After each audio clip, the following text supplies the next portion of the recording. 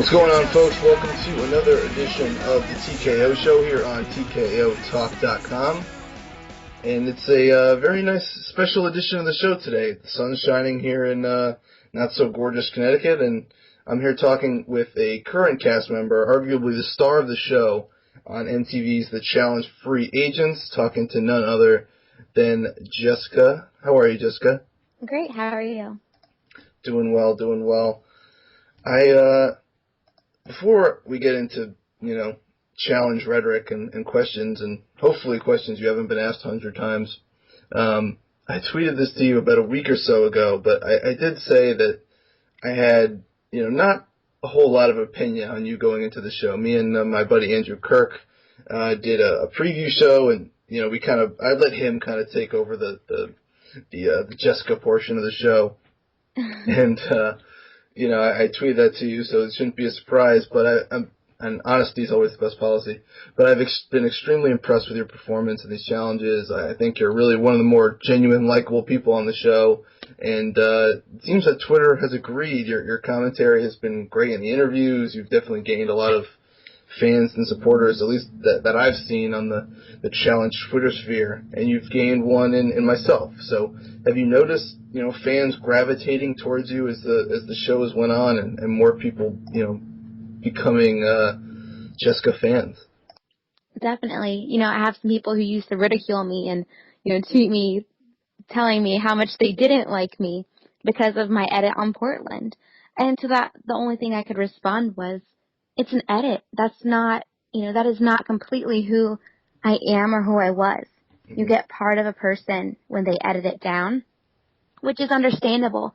But now, people are telling me that they like me more, and it makes me happy because I feel like MTV's finally given me a better edit of who I really am. Definitely.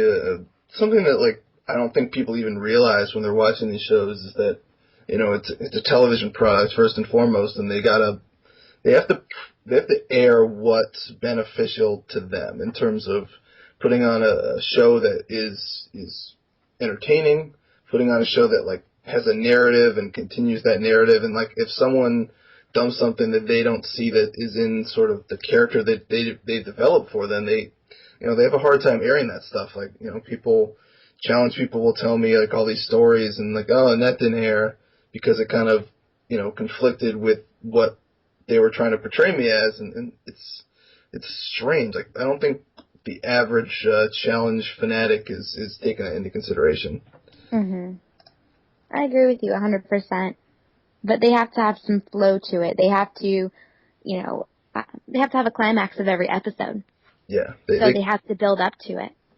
They can't, build a whole, for example, they can't build a whole season around, let's say, Johnny Bananas or CT being a jerk and then show them giving sweet little pep talks to people. It just conflicts with what they're trying to do. But I like this topic. I'm always fascinated by the process that one goes through to get to the point when we see them on television, what goes on before, after, and between the cameras are rolling, so to speak. I didn't watch much of Real World Portland, admittedly. I was kind of in and out of it. So you may have already addressed this, but what made you want to get into this bizarre reality television world that we're in now? Initially, I was just scrolling through casting calls and modeling auditions and whatnot, and I came across, the little ad for the next season of Real World. And I kind of read in the little blurb of what they gave me what the show was about. And I was like, cool, I can get out of Fayetteville and meet friends, and, I'm crazy, I'm fun, I like to do stuff. I would love to get out of this place. And so that's what enticed me was, the little blurb on MTV's casting call. So whoever wrote that, hey, you're doing big things, because that's definitely why. Just because whatever that editor had written spoke to me, and I wanted to get out of my town. That's not an opportunity a lot of people have, and I think that's, I've spoken on this podcast before with my podcast with Susie Meister about how I've applied for the Real World a couple times, and it's it's an escape, but it's also an experience that is like this tiny little fraternity that people get to do. And, you know, at least to me, it's not even about cameras and becoming famous and, you know, being on TV. It's just like, you won't get this opportunity anywhere else, and why not at least try to, you know, be there, try to do that. It's the same, I would assume the same reason why people want to, you know, go bungee jumping or, you know, I don't know, climb Everest or something. It's like, it's an adventure, it's an opportunity. Is that how you saw it? Oh, for sure. And you spoke to it. It's, you know, you said it's like a little fraternity, but it's like a family. It's one crazy, weird, mixed up, mashed up family. And not only is it a personal experience in which you get to see yourself grow up, but it's an experience for your entire family and all of your friends and everyone around you. It shapes your life in different ways, and it gives you a different outlook on life, on yourself, but also allows you to have a platform to help other people. No doubt, no doubt. I'm trying to go chronologically here. So we get past Portland. You know, you rise through that adventure, so to speak. Were you aware of the challenge before you were on the Real World or during the Real World? Like, when did you think this is something I want to do? And did you one day think you'd be the one, you know, standing 40 stories above some city in Uruguay, running along a 9-inch plank or whatever? I had heard about the challenges in the Real World previous to being on the show. Once I, you know, applied for the Real World, I kind of looked into it a little bit. My sister told me a little bit about it. So when I initially, you know, kind of looked at what it was, I was like, oh, cool, I want to be on the challenges. How do I do that? And so that was a very, Simmons always you know, talks about how the Real World is that piqued kind my of interest like greatly, I should say. NFL draft of the When challenge. looking Like, at it, it was something that scouting I future wanted to do and hoped prospects, to do after the Real and World. it's But almost I like a think during tryout the in a Real World, way. it kind of got lost. Did you, know, that like, idea, that thought I don't know. got Like, lost. do you feel like any Just of your because cast members were maybe you looking look at the past Real the World as a experience show towards the challenge? Like, until I it can't becomes a imagine that's a reality. thing. Mm. I'm sure some people were, you know, but it wasn't very evident on the show. Like, I think we're one of the last groups that kind of didn't have that in the forefront of our minds. But then again, all of my castmates on on my season of Real World were all tall and athletic. We all had some kind of athleticism to us.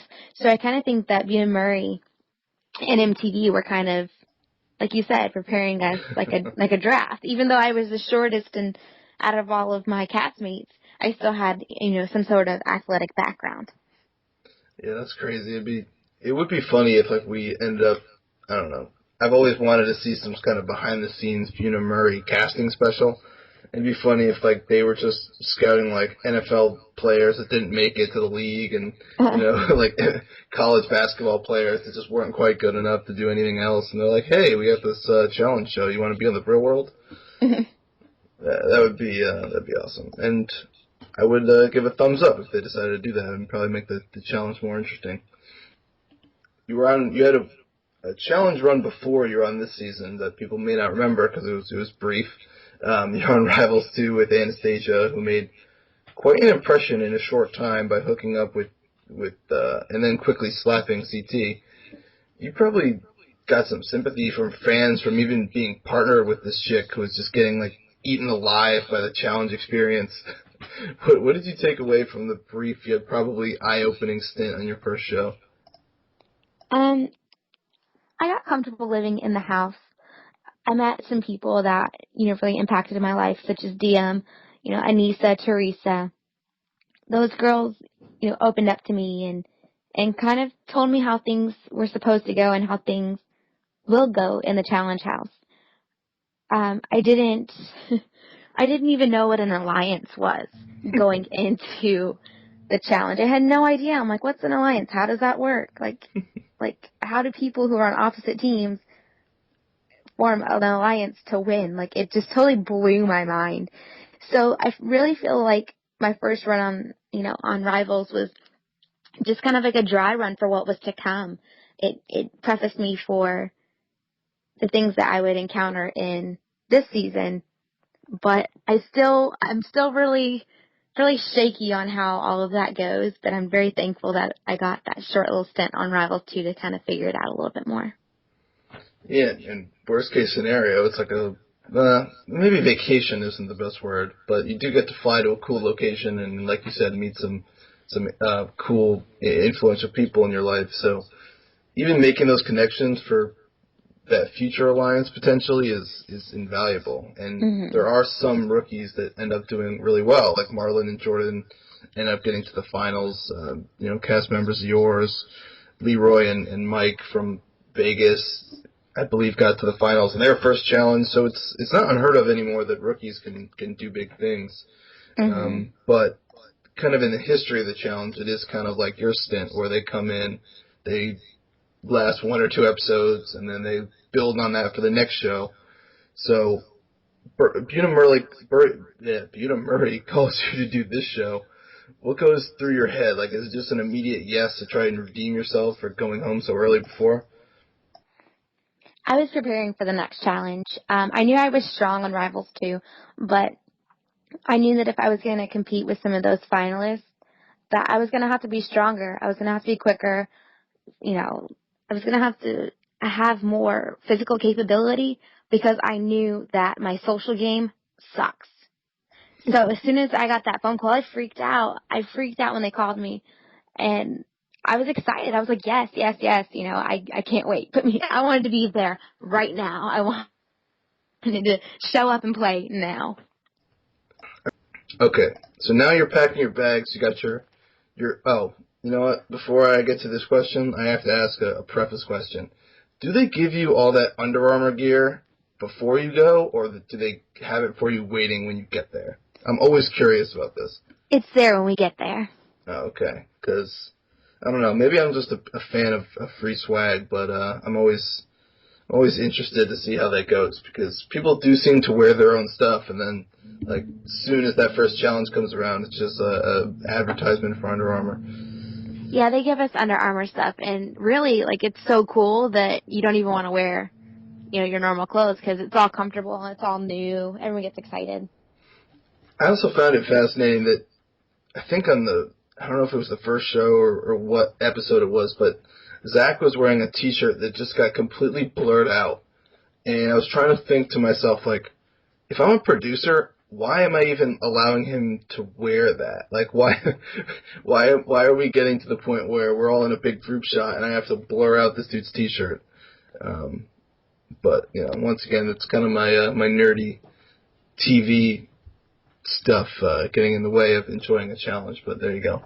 Anyway, sometimes that stuff slips by though. Like, people don't like to follow the rules because they tell you what to bring and what not to bring. Okay. And what you can't wear and what you can wear. But sometimes that stuff slips by, and then they'll come and get it from you later, or they'll do a sweep of your room. We call it, like, they come by and do, like, the Nazi sweep. And, like, they check everything, and they'll take your stuff. And they don't even tell you sometimes. They'll just take it. Wow.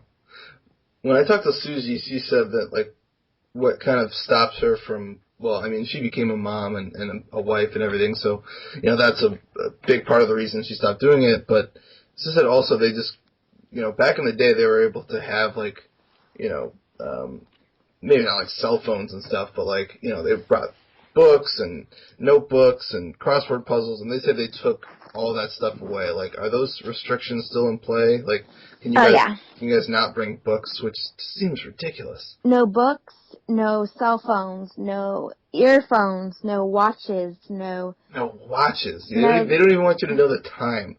No, they don't. That's amazing. It was really, like, before Dustin's elimination round, he, like, gave me his watch. I guess he was being cute or whatever. But they even took that. I was like, it's not even on the right time. Like, it's still on East Coast U.S. time. It's not even going to help me. It was kind of special at the moment. And I was like, really, guys? And so...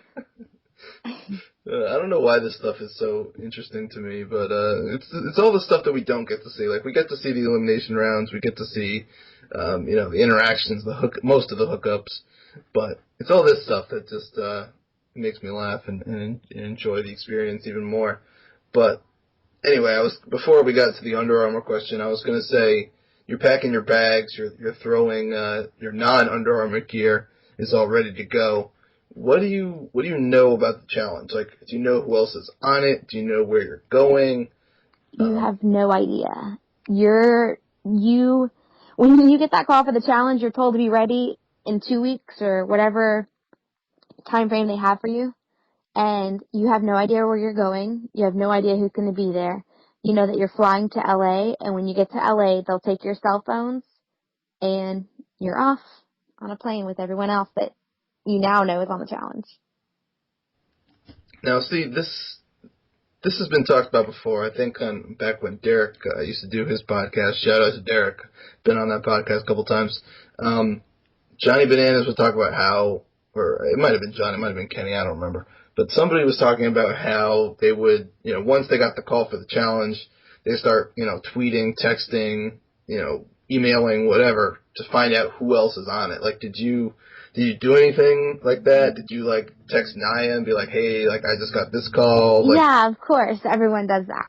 And when the call, as we call it, when the call comes, which is the first availability call, everyone goes mad and starts texting, and, it becomes a chain, and you start compiling a list. And once you compile your list, you try to figure out what the theme is.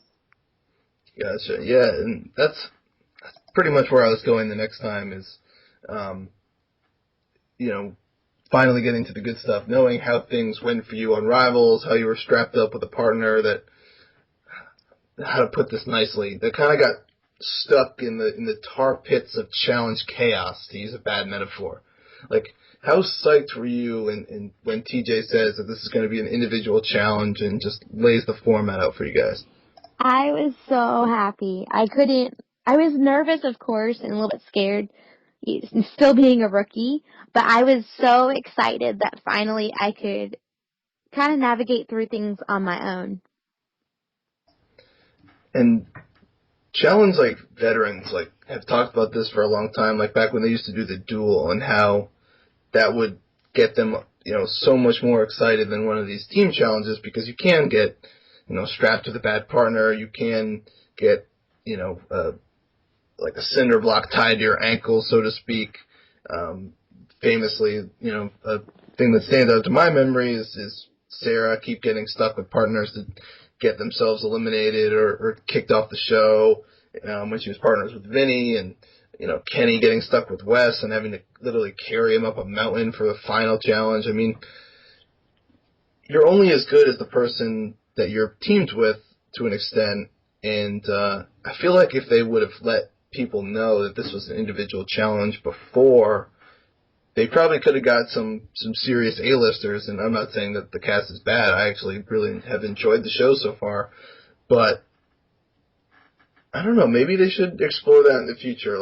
If they had told you before you even went, would your mind have even changed? It sounded like you were pretty stoked even just to be on it regardless, but would that have altered the decision at all? Would that have gotten you to train harder, or know that it's all about Jessica on this one?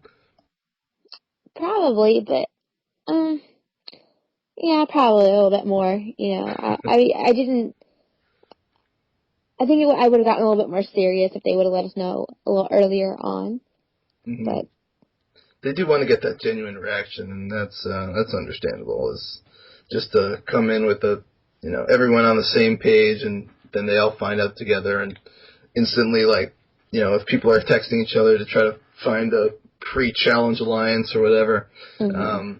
All of a sudden that goes out the window. So that's what I did like about the idea and the format going in, is that someone like a Johnny Bananas, who's been famous for politicking and having arguably the best political game that the challenge has ever seen, is kind of almost nullified in a way. He's put on an even keel with everybody else, someone like mm-hmm. Jordan, who's only been on one challenge before and maybe doesn't necessarily have the same kind of connections that he does, and now it's just all about who wins and who loses. So did that I mean, you're very confident in your abilities for sure, but did that, how was the group reaction to when that was announced?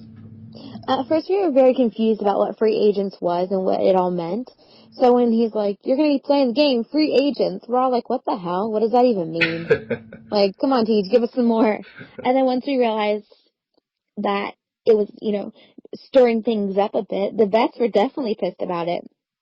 Um, we thought it would, we thought it would decrease the flow of the political game, but it didn't. It just upped the ante a lot more because one day you're best friends with this person and the next day you're fighting, for your chance to stay in the game.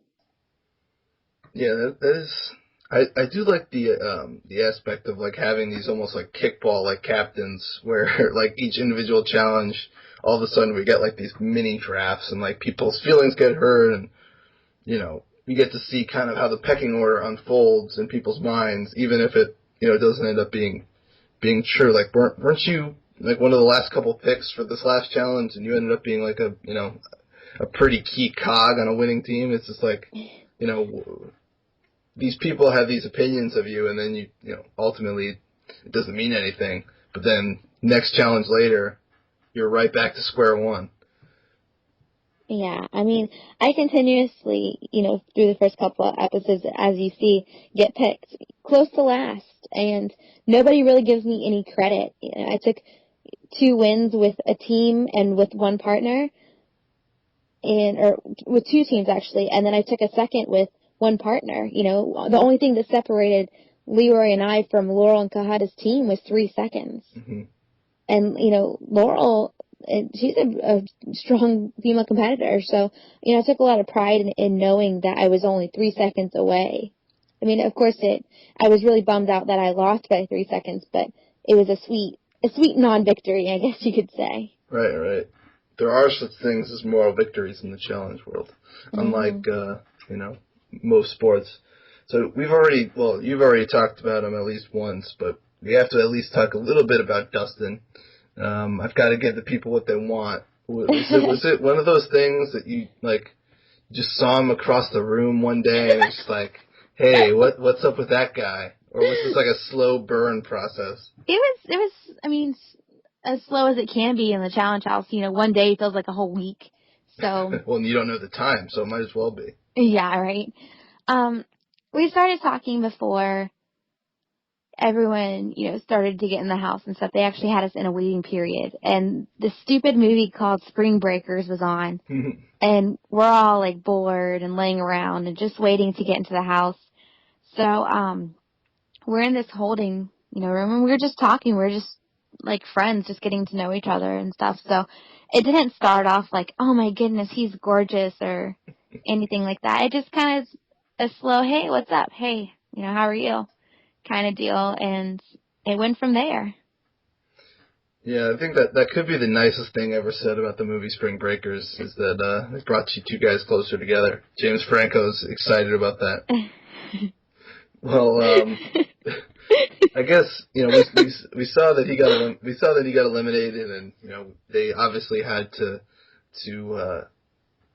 show your extremely disappointed face, and we saw on the after show that he was when he got eliminated, they bring him to this it's almost like a basement under the house, and he kept talking about how Jessica's just above me right now, and I wish I was upstairs with her, and they really painted this picture that you guys were this strong couple only 2 episodes in, but on a scale of 1 to 10, how bummed were you that he left?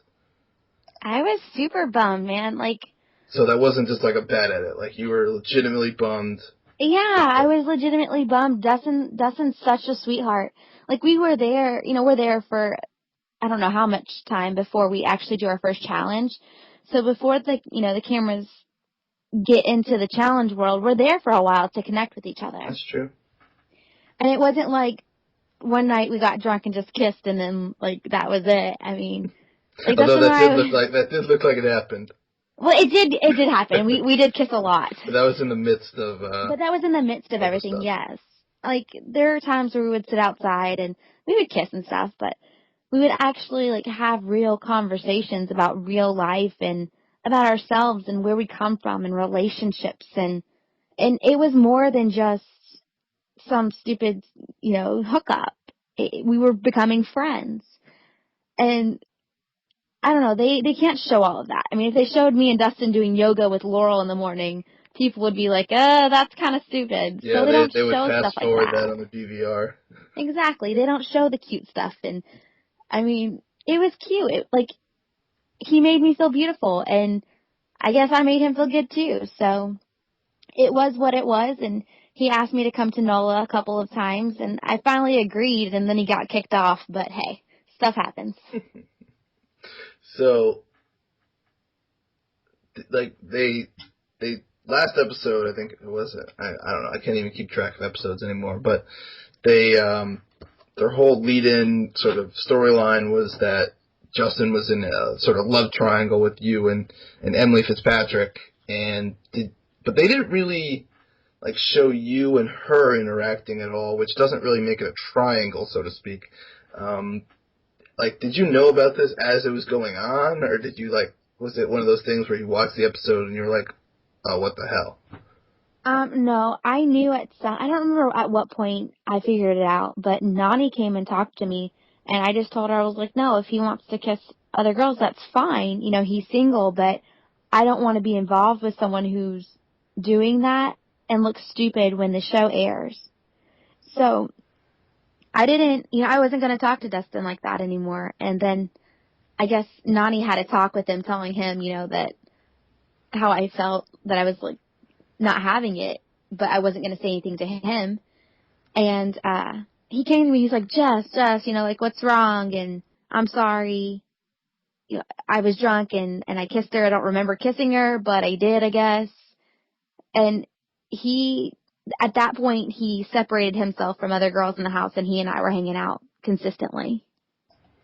So there was no pressure from me or him to, kind of break off and do our own thing. It just kind of happened naturally. And when you're in the house, you find somebody to link on to. For me, it was Dustin. Now, before we get into, other challenge stuff, I gotta stick on this topic. Now that you're both off the show and have been for a little while, what's the haps? What's going on with you guys? I have not really spoken to Dustin in depth. From what I know, he has a girlfriend. From what you know. Communication levels seem to be going really well. No, we don't talk. I actually had a boyfriend in between. I started dating a friend of mine from 5 years ago, and I guess he has a new girlfriend now or whatever. But I don't know. We don't talk. Word travels through the grapevine about things that people say, and I haven't had a chance to talk to him about some things that he has said or supposedly said. So right now, I'm just kind of not worried about it. He's not a part of my daily life, and I don't have to worry about it, I guess. There you go. Well, I'm glad we got to get through that. I guess there was a little interest on my part, but this is mostly for the people. This is mostly for the 16-year-old challenge girls that are jealous of you, or we're crowning you guys the next great challenge couple or whatever. So glad we cleared that up. Plus, it was also probably good practice for the inevitable reunion show where you get asked about it 100 times. Oh God, yeah. How many times can you ask about something that was barely even aired? Come on. He lost, he went home. Bye. For real. Okay, well, I wanted to steal a phrase from TJ here to transition. You guys killed it on that most recent bar crawl challenge. Brandon, Bananas, Camilla, and yourself. That's a well-drafted team, first of all. You guys were like the Seattle Seahawks of this challenge. Hey, I don't like the Seahawks. That's not cool. That's right. 49ers, how about that? That works for me. Also a well-drafted team. Still works with the example. What I think was important was that you and Camilla sort of gave stabilization to the guys as they passed the bar back and forth. And we saw that with Jordan, that you kind of needed that second body up there to just balance it all out, if anything else. But what was it like being up there, up close and personal with JB and then taking home the victory? I joke about it. I'm like, I could feel Johnny's banana, ha ha. That was a great tweet. But no, he really was close to me, and And it gives you some sense of security to know that someone's behind you. But it also instills a sense of fear, because if Johnny were to fall and my foot slips off that small peg, we're both falling, like, off of this apparatus. And it's scary. Like, there's nothing to hold you up there. And there's nothing to hold on to. So you're at the mercy of your own balance and the balance of your partner. Johnny was really calm and really awesome to work with. If I had to pick a vet to work with, it would probably, be Johnny. He was very, calm and very supportive. He was like, you got it, girl. It's okay. We're doing good. Because I am terrified of heights. And he knows this. So he was just very supportive, and it was really nice to work with such a great team. Yeah, shout out to Brandon for putting that team together. Like, each one of the people he drafted, I'm like, well, that was a steal. Like, oh, that was a steal. Like, I don't know. Like, Johnny is actually, I mean, you just spoke about him. Like, he's been drafted like 6th or 7th among guys in some of these little mini drafts that you guys have. And every time, I mean, I'm kind of a mark for him anyway, but every time he gets picked so late, I always wonder why. But maybe it's just he's old news now. He's been on a lot of these. Maybe people think he's past his prime, but I think as evidence as his previous performances, he's still up there, and he's, like you said, he's a great vet to work with, apparently. So I have to ask you about the Cara Maria Naya elimination round. You were castmates with Naya, so you must have had some investment in this battle. They edited, this long, drawn-out elimination in like 10 minutes for us in the audience, but I think it went it went over an hour. I don't remember exactly. It was over 2 hours. Wow. So, I mean, what was 10 minutes for us is 2 hours for you guys, and probably longer with all the intros and whatnot. But how did it feel watching this all play out? Like, did you guys get bored watching it? Or was it that intense? Like, did you get snacks halfway through? Was there, an intermission? But, what was it like for for someone that was there witnessing it live rather than us who just got to see the highlights, so to speak? It definitely took a lot longer than any of us expected. And so, we're gearing up. They're at the starting line. Tej blows the horn, and you're excited. You're waiting for your favorite competitor to win, and your least favorite competitor, to take the walk of shame and walk off the gameplay. And it doesn't happen that quickly. And we're all kind of sitting there looking at each other like, what's wrong? What is wrong with this game? So we start picking apart, the setup of the game and the engineering of the polls and everything, and trying to figure out why it's not going as quickly as it should. We're all kind of nerds. They do pick a group of very pretty people, but we're all pretty intelligent, and so we think about stuff like that. I mean, if you're 2 hours in, you might as well start, doing something. It's not like you're gonna start doing each other's hair up there, Yeah. But, so that happened, and, everyone's, excited, and, okay, 30 minutes goes by, we start to get restless. It starts to rain, we're like, oh my god, this is taking forever. So by the time we're 2 hours in, it's coming to the end, people are getting frustrated, they want to go home. So they're screaming for their favorite competitor. Johnny Bananas, of course, is screaming. Mostly, I think, to just stir up some drama, to stir up some attention, because we're so bored.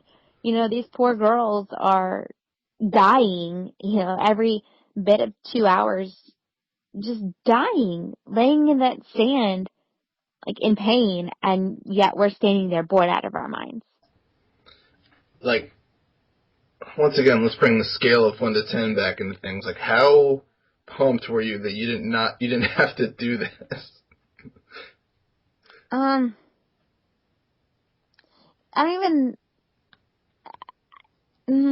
was pumped that I didn't have to, go into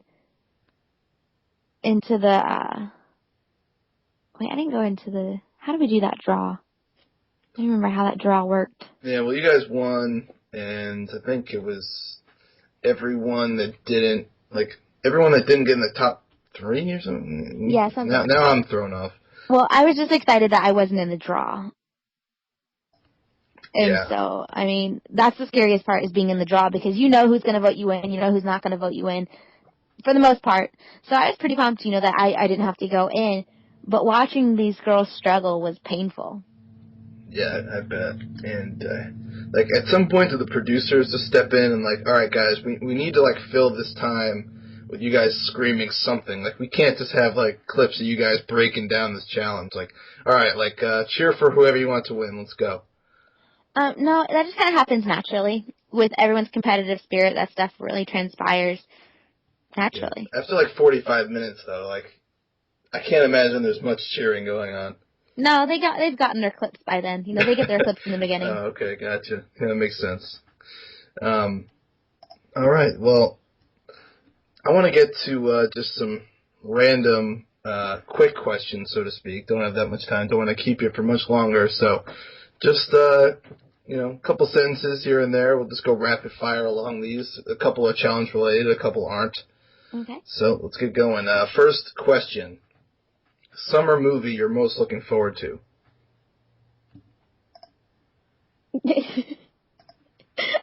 I'm a little bit ashamed to say I don't even know what movies are out right now.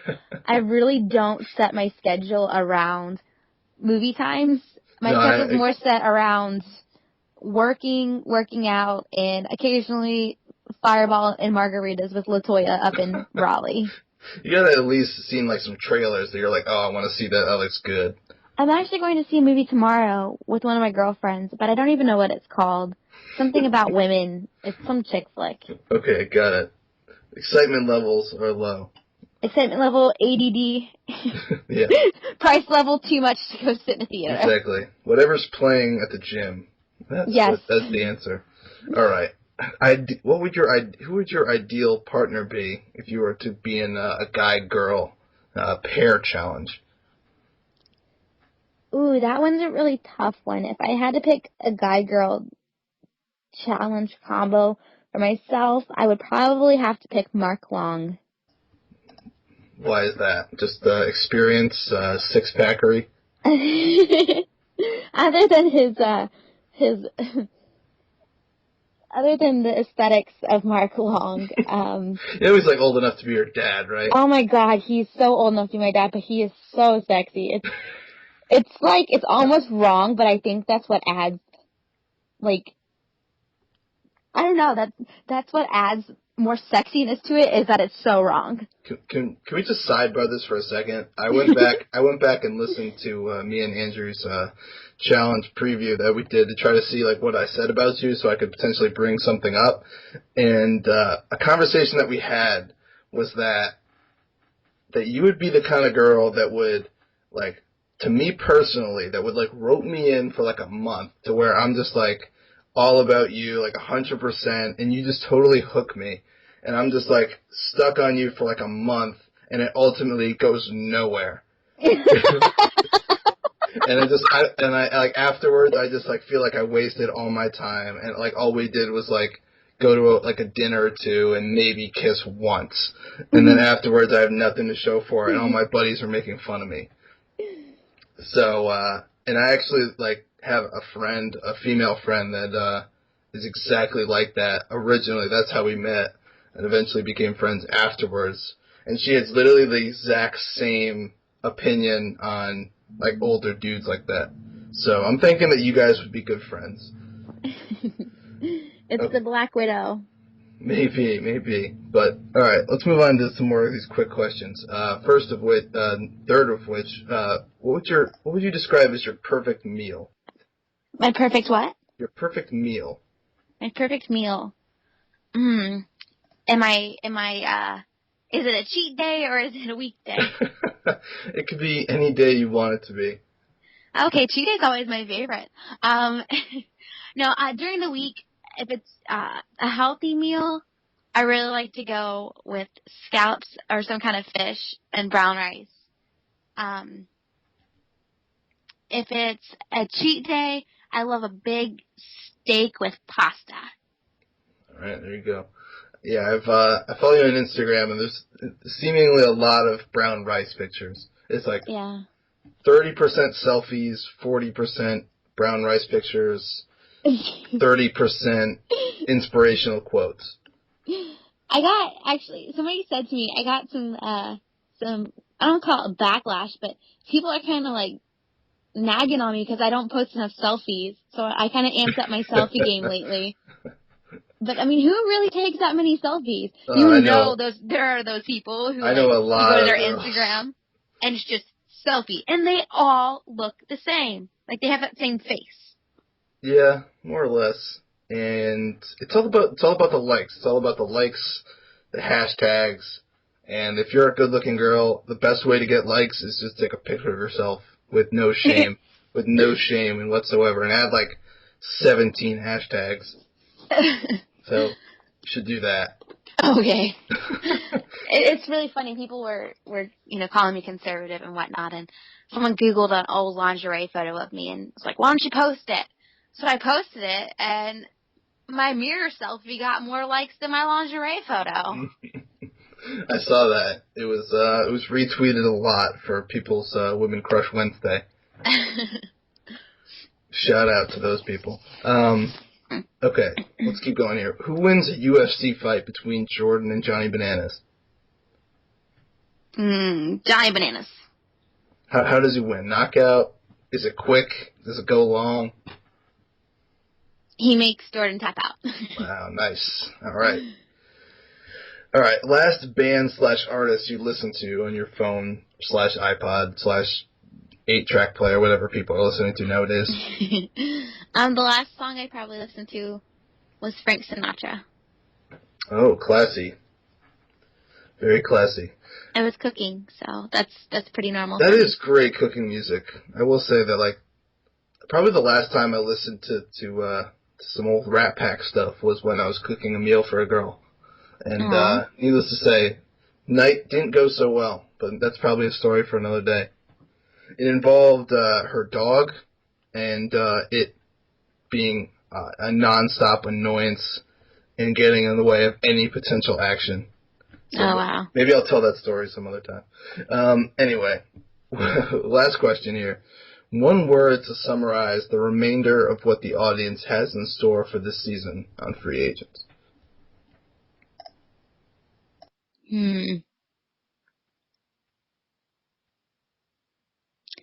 Madness. Good one. So that is the Challenge Free Agents. That's on Thursday nights, which is tonight, but you guys will be listening to this tomorrow, so I probably shouldn't have even said that.